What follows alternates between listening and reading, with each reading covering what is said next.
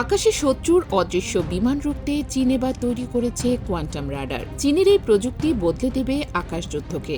দেশটির দাবি, quantum radar বিশ্বের সবচেয়ে আধুনিক F-22 র্যাপ্টর বা F-35 লাইটনিং স্টেলথ ফাইটার জেটকেও শনাক্ত করতে পারবে। চীন জানিয়েছে, এই প্রযুক্তি পরীক্ষামূলক পর্যায় পেরিয়ে ব্যাপক উৎপাদনের পথে রয়েছে।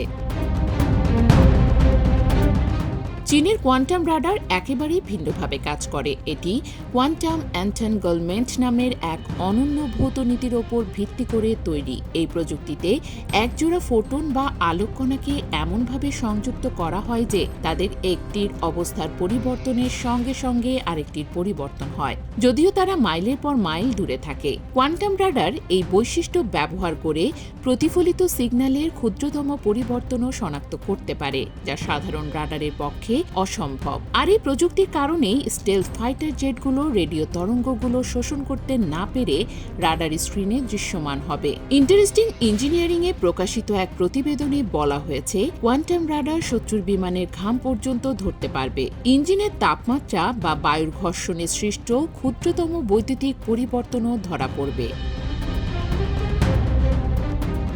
দীর্ঘদিন ধরে আকাশে যুক্তরাষ্ট্রের সামরিক আধিপত্যের মূল ভিত্তি ছিল তাদের স্টেলথ প্রযুক্তি। ন্যাশনাল সিকিউরিটি জার্নালের এক প্রতিবেদনে বলা হয়েছে, চীনের কোয়ান্টাম রাডার যদি বাস্তবে কার্যকর হয়, তাহলে যুক্তরাষ্ট্রের এই আধিপত্য হুমকির মুখে পড়বে, কারণ তখন F-22 বা F-35 এর অদৃশ্যতা কোনো কাজে আসবে না। চীনা বিশ্লেষকরা বলছেন, এই প্রযুক্তি যুদ্ধক্ষেত্রে স্টেলথ যুগের অবসান ঘটাতে পারে। যদি এই প্রযুক্তি পূর্ণ সক্ষমতায় ব্যবহার শুরু হয়, তাহলে চীনের বিমান বাহিনী শত্রুর স্টেলথ জেটগুলোকে দূর থেকে শনাক্ত করতে পারবে, এমনকি তাদের টার্গেট লক করাও সহজ হবে।